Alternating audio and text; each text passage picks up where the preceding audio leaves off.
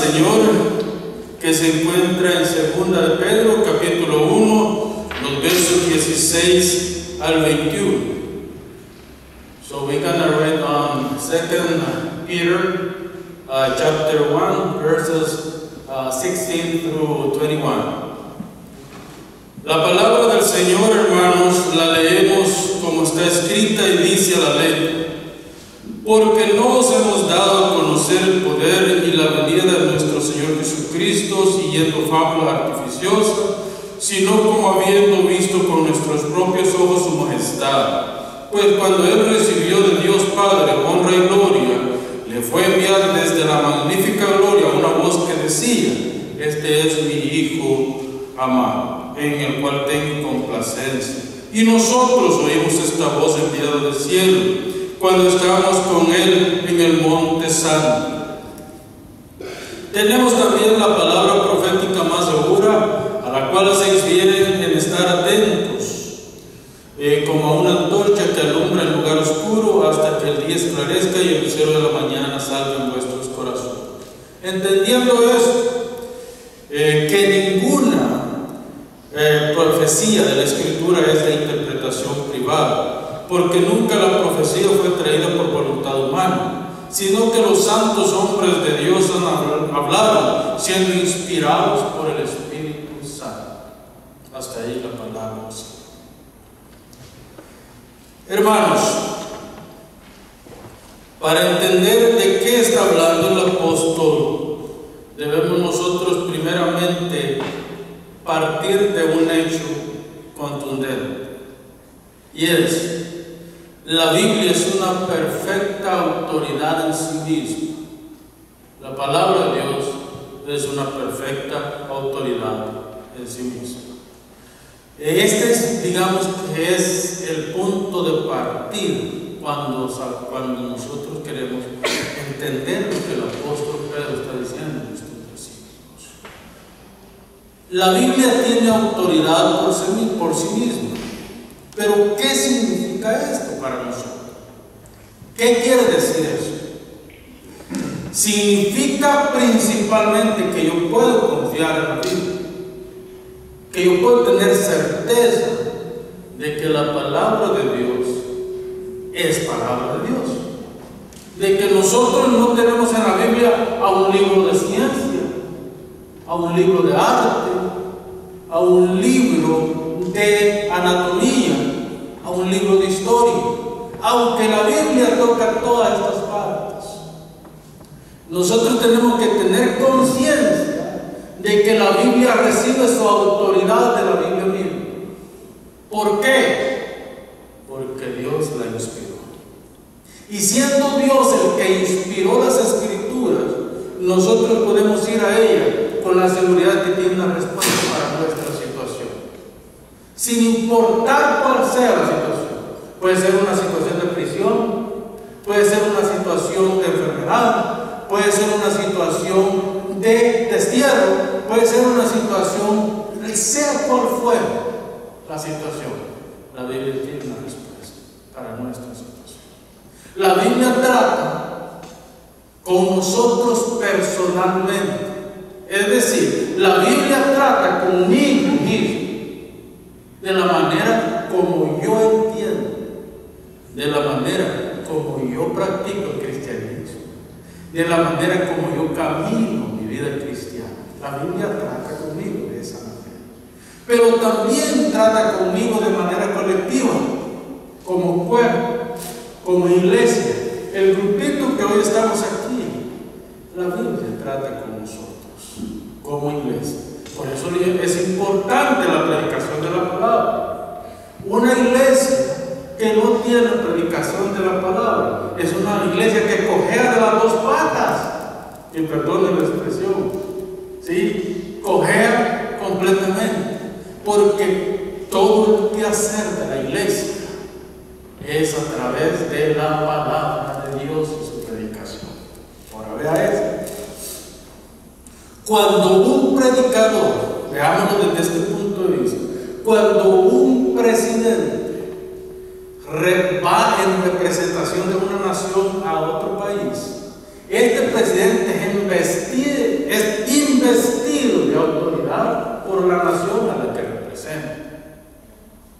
Cuando nosotros, desde el púlpito, los predicadores, hablamos, nosotros también estamos siendo investidos por la autoridad que la palabra de Dios nos está dando para hablar. Así que si nuestro mensaje es antropocéntrico, es decir, fundado en el hombre, nuestro mensaje está corrompido. Pero si nuestro mensaje es teocéntrico, bibliocéntrico y cristocéntrico, nuestro mensaje está establecido en una sola verdad, en la verdad absoluta, en el texto sagrado. Entonces, el predicador, igual que como un presidente que va a un país a representar a una nación, que es investido de autoridad, el predicador es investido de autoridad por la palabra de Dios. ¿Para qué? Para la predicación de los sacramentos.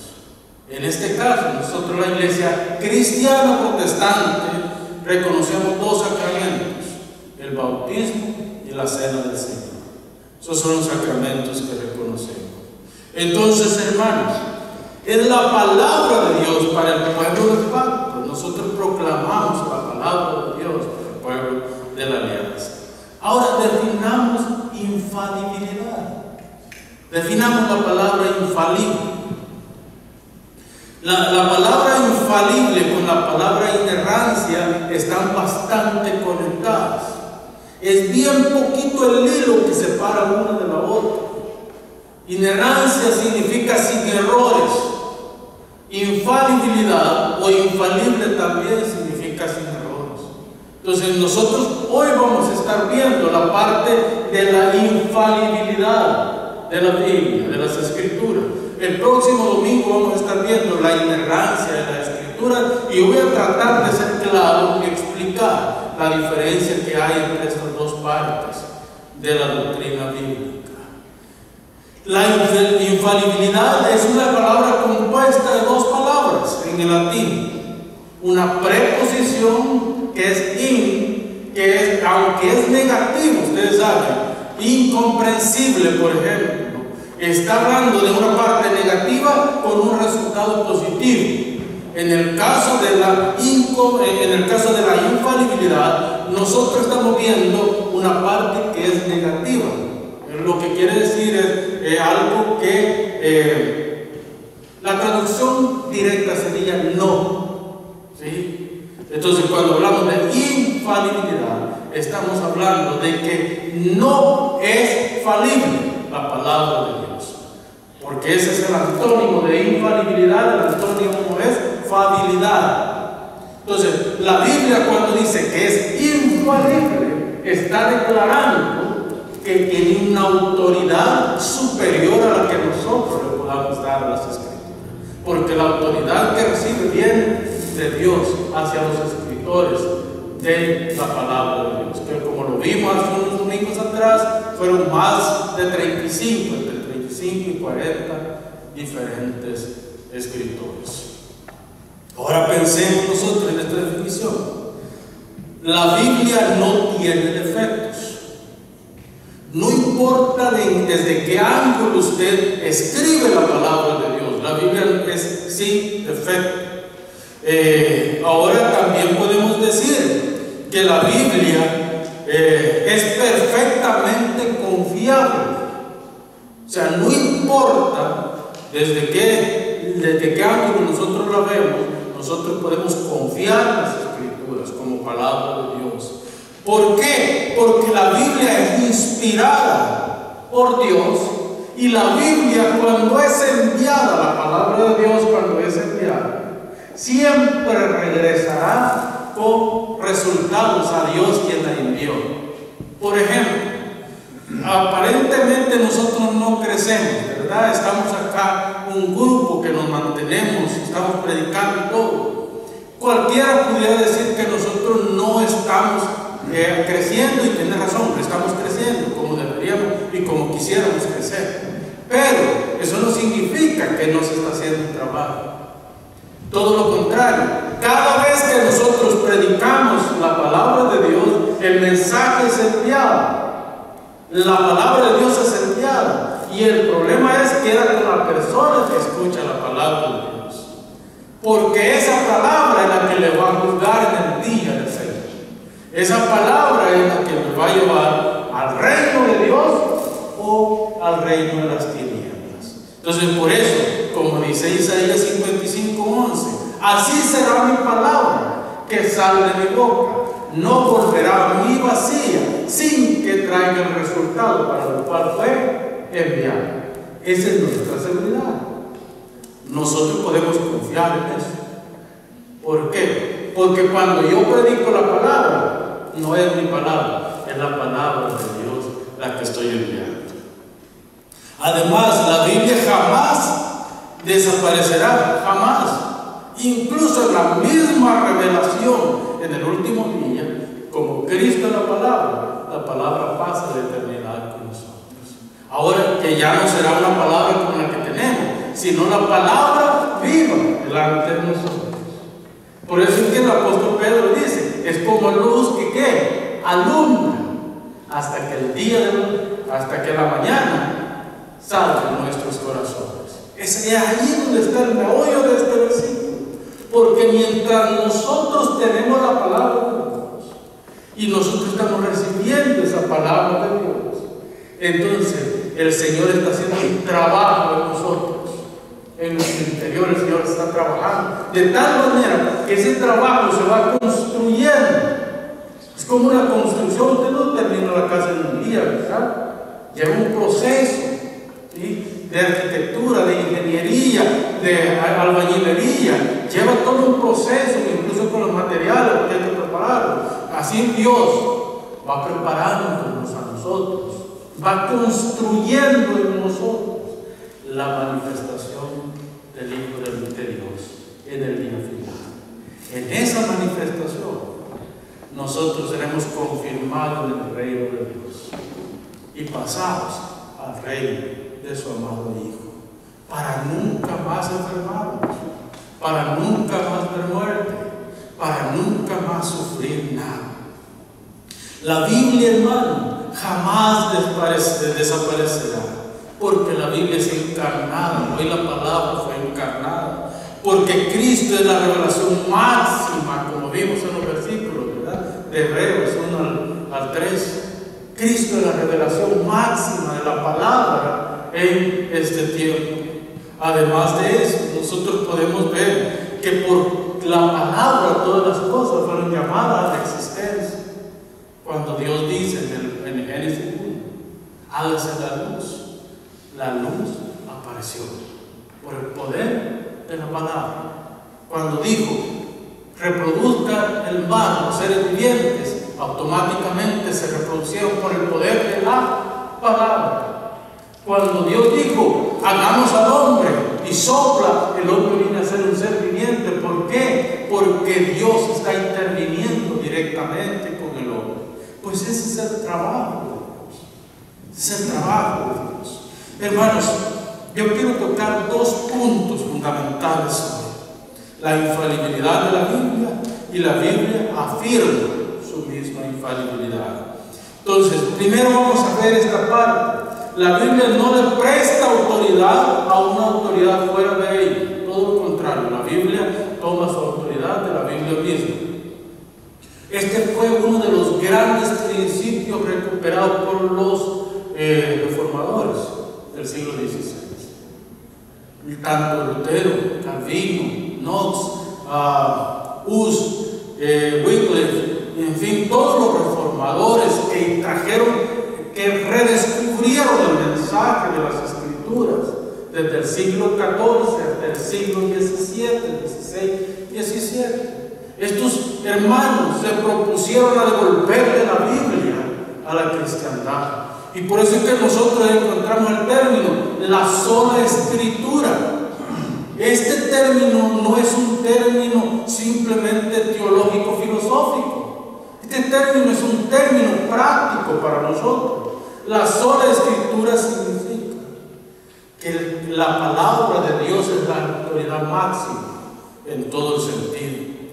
¿Qué queremos decir con esto nosotros, con el término de infalibilidad? Debemos de preguntarnos, debemos de hacernos preguntas. ¿Qué entendemos nosotros por infalibilidad?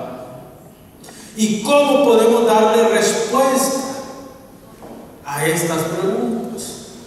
Bueno, hermanos, infalible significa que es libre de errores, como les dije antes.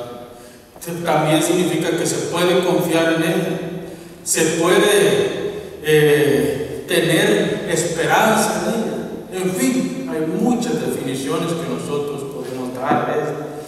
La Biblia, como inspirada por Dios, nos da a nosotros esperanza en un mundo tan complejo, en un mundo tan difícil como el que vivimos. Entonces, Dios utilizó a los santos hombres, a sus santos hombres, esos hombres que Él preparó para esta causa. Dios los utilizó orgánicamente.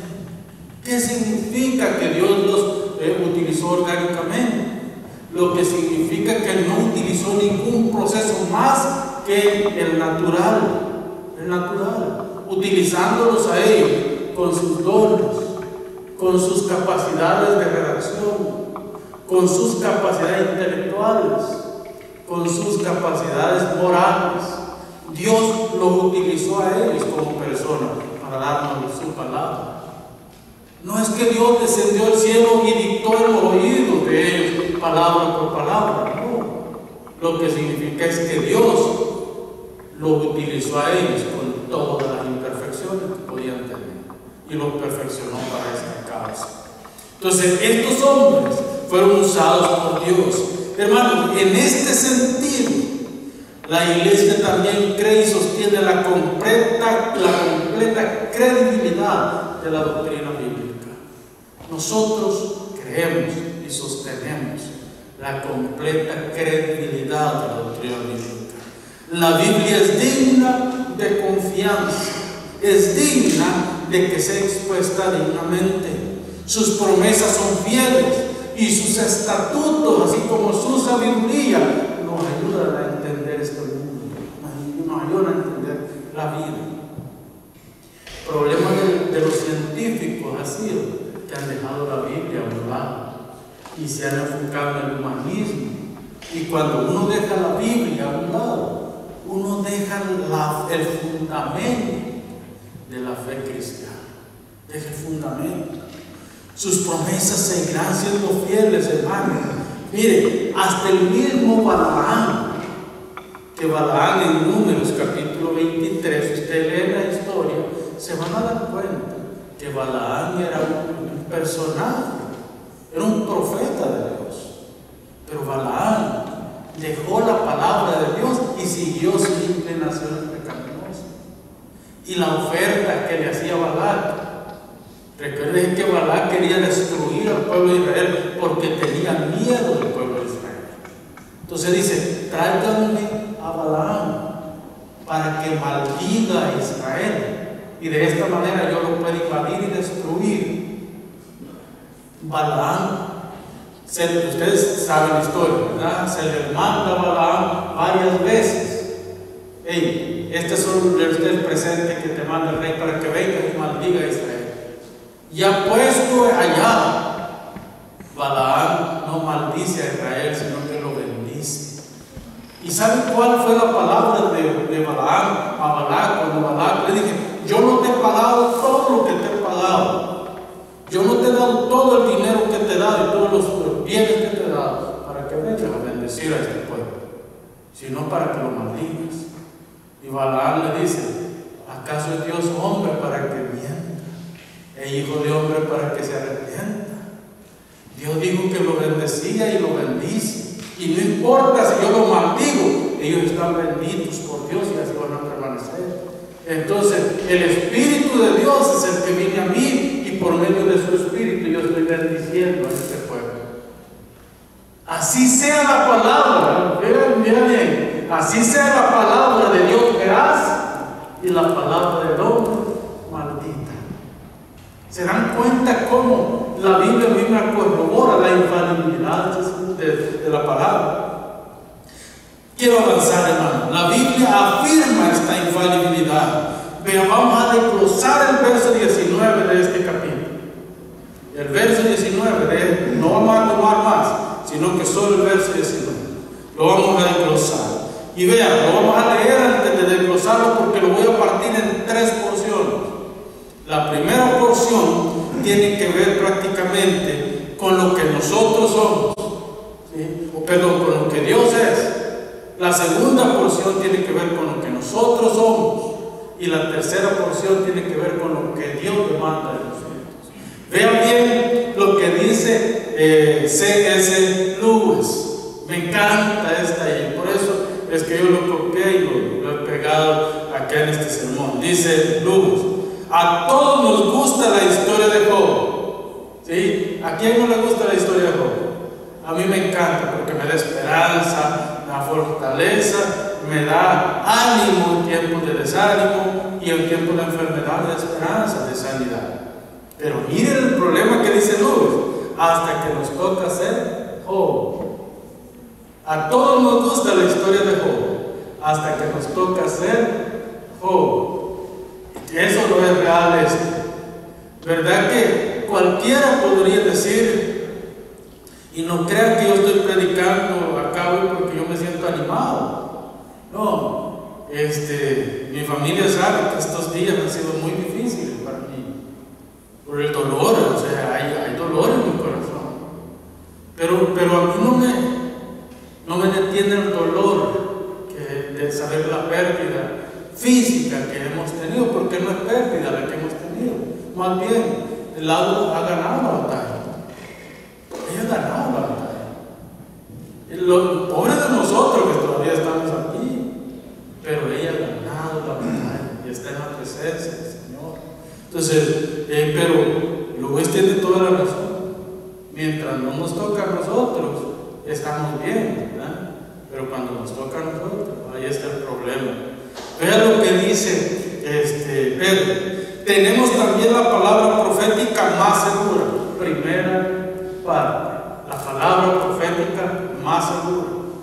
Y vamos a ver de qué está hablando Pedro. Luego dice: a la cual hacéis bien en estar atentos como una antorcha que alumbra en lugar oscuro.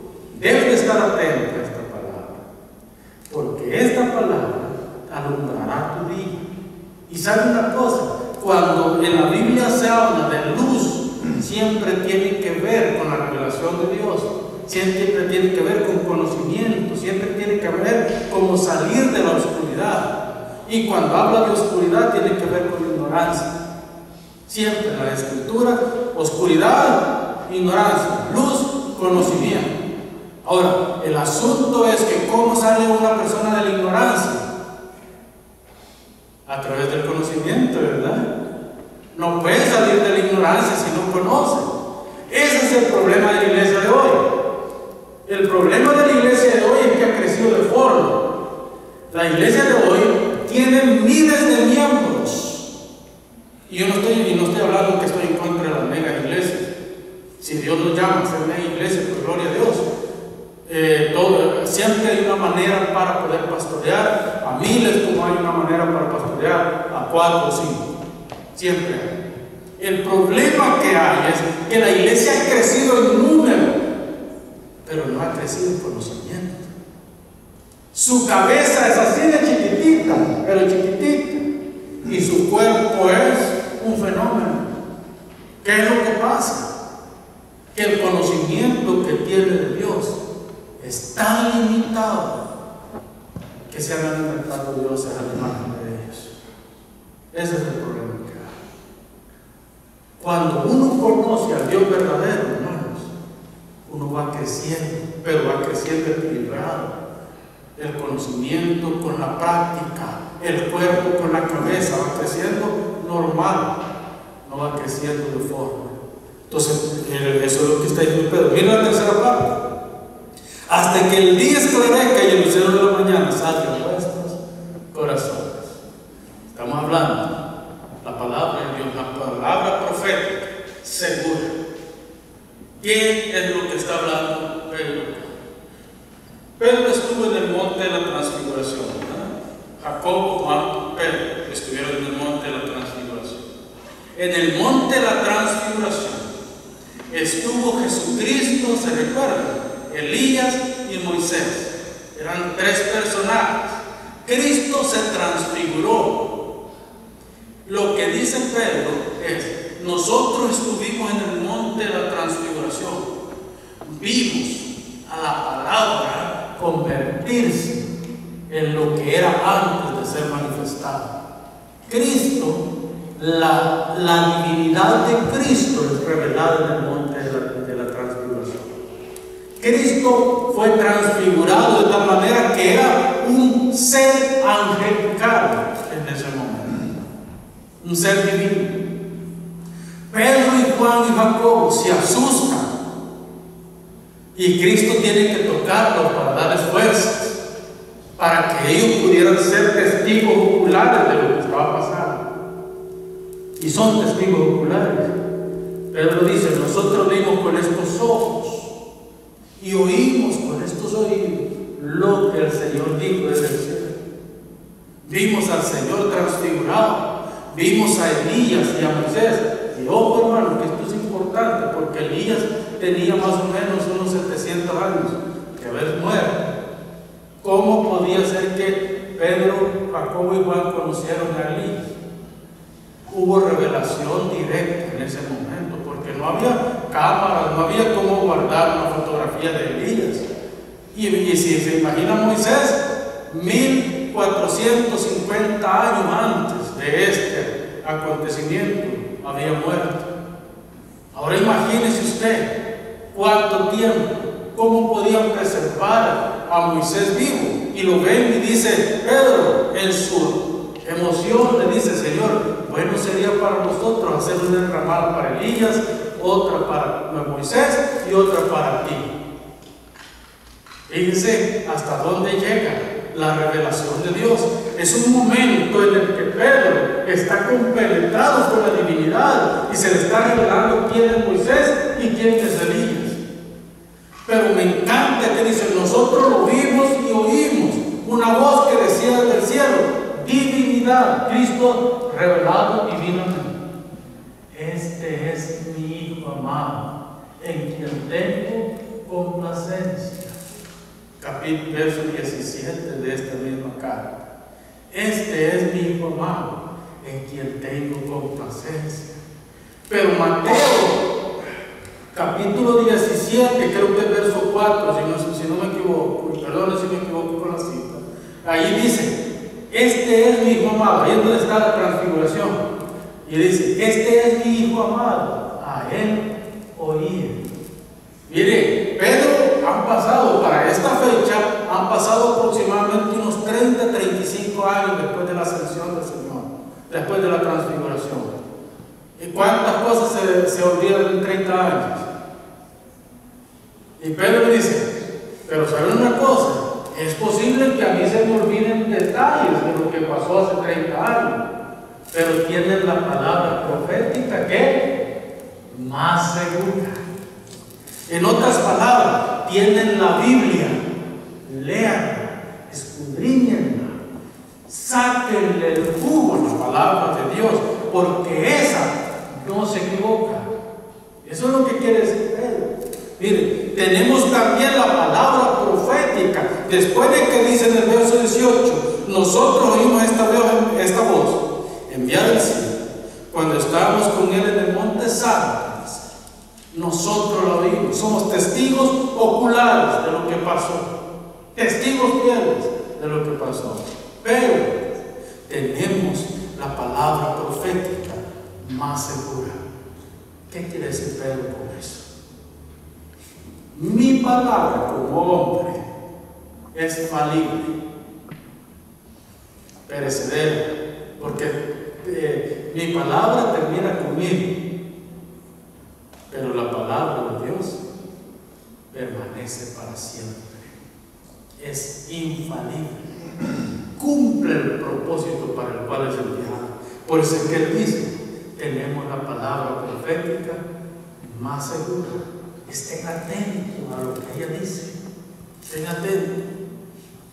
Ahora, pensemos en algo más que es de suma importancia. La Biblia es la palabra que profética, como dijimos, ¿verdad? Mire, la transfiguración marca la correcta interpretación y revelación. El Mesías, el Verbo que es encarnado, la raíz de David, como dice la Escritura, manifestada en carne y glorificado delante de los ojos de los discípulos. El Señor lo que está diciendo es la profecía del Antiguo Testamento, es decir, los 39 libros del Antiguo Testamento son la palabra de Dios. Pedro ni siquiera estaba contando su carta, la que él está escribiendo. Pedro ni siquiera está contando el Nuevo Testamento, porque para muchos de los escritores del Nuevo Testamento ni siquiera sabían si iba a ser parte del canon sagrado del Nuevo Testamento. Entonces ellos están basados en la ley, los libros históricos y los libros proféticos del Antiguo Testamento. Y de esta manera trae un mensaje bíblico a la vida de las personas. Por eso, hermanos, ¿qué quiere decir el apóstol Pedro? Usando la palabra profética, Pedro quiere dejar en la mente de sus lectores que Jesús, el Verbo encarnado, es la palabra profética. Es decir, toda la profecía y la promesa que se hizo en el Antiguo Testamento ahora está siendo cumplida en Cristo. En la transfiguración ellos están completamente seguros que esto es así. Ahora vean, la Biblia es la luz que alumbra la vida de la persona. La Biblia es la luz. Por eso es que él dice, además que tenemos la palabra profética más segura, a la cual hacéis bien en estar atentos como una antorcha que alumbra el lugar oscuro. En la antigüedad, hermanos, cuando usted tenía, recuerde que no había electricidad como la que hoy tenemos, ¿verdad? Sino que había prácticamente lámparas de mano, o habían utensilios de aceite o de gas que ponía la gente. Pero ¿a dónde lo ponían? No ponían esa luz debajo de la mesa, ¿verdad? No, la ponían en un lugar alto. ¿Para qué? Para que alumbrara. Entonces la palabra de Dios es esa luz que alumbra. Por eso dice, la luz en las Escrituras siempre ha tenido que ver con el conocimiento, como les decía antes. El Señor transfigurado y Moisés y Elías, ellos debieron comprender de qué se trataba el evento. El mensaje de los profetas acerca de Jesús ahora estaba siendo confirmado. Según Pedro, el mensaje profético es Jesús. Esa es la base de Pedro, ese es el establecimiento. El mensaje profético es Jesús. La sabiduría, la bondad, la gracia y el perdón de Dios están siendo revelados en la cruz del Calvario. Allí está siendo revelado todo lo que se dijo en el Antiguo Testamento de Cristo. Está siendo revelado en la cruz. Él es el Salvador. Él es el gran yo soy. Él es el único que puede salvar a los hombres. Entonces, paso a la tercera parte que dice, hasta que el día esclarezca y el lucero de la mañana salga de vuestros corazones. ¿A qué se refiere esto? La palabra establece el tiempo. El tiempo. La primera manifestación de Cristo fue en carne, ¿verdad? Un hombre, un Dios hombre caminando entre nosotros. ¿Cómo es la segunda manifestación? La segunda manifestación de Cristo es el poder del Rey. Viene glorificado, viene con todo, y así como se ha revelado en el corazón de nosotros hoy, ya está revelado en nuestros corazones. Así se manifestará de una manera sobrenatural en la segunda venida de Jesús. ¿Cómo? Hermanos, la segunda venida de Cristo será visible. Todo ojo le verá. Y si no, vaya conmigo a Hechos capítulo 1, verso 11. Porque por ahí hay alguna doctrina que dice el rapto secreto. No hay tal cosa como el rapto secreto.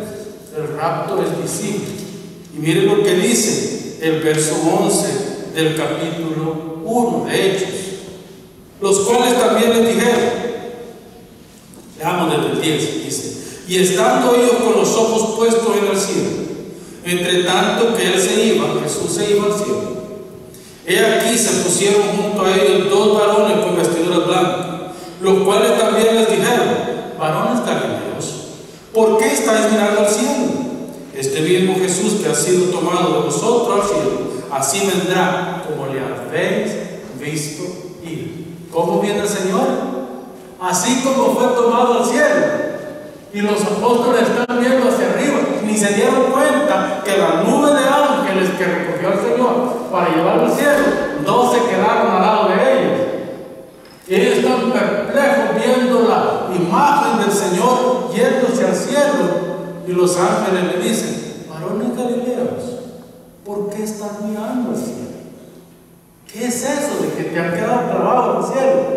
Le dicen: yo les aseguro que ese Jesús que fue tomado de vosotros al cielo va a regresar a esa tierra de la misma manera como fue tomado. Pues eso es lo que está diciendo Pedro acá. El tiempo está desde la primera venida hasta la segunda venida del Señor. A hoy, hermano, hoy todavía es tiempo. El mensaje tiene que ser enviado. El mensaje de la palabra de Dios tiene que ser enviado, porque todavía hay tiempo. Ojo, pero esto se acaba. Cuando Cristo sea manifestado en la segunda venida, se acaba el tiempo. Y la palabra de Dios ya no va a ser predicada, ya no va a ser anunciada. ¿Por qué creen ustedes que ya no va a ser predicada ni va a ser anunciada? Porque los hijos de Dios estamos con el Señor para siempre. La palabra ha sido manifestada perfecta y absolutamente. Hoy todavía tenemos que hacer muchas maniobras para interpretar el texto sagrado. En el día de la revelación del Hijo de Dios, de la manifestación del Hijo de Dios, no necesitaremos de predicadores, no necesitaremos de diccionarios, no necesitaremos de concordancia, no necesitaremos de comentarios. ¿Por qué? Porque la palabra de Dios será manifestada en carne con nosotros. A Él sea la gloria, la honra y la alabanza. Oramos.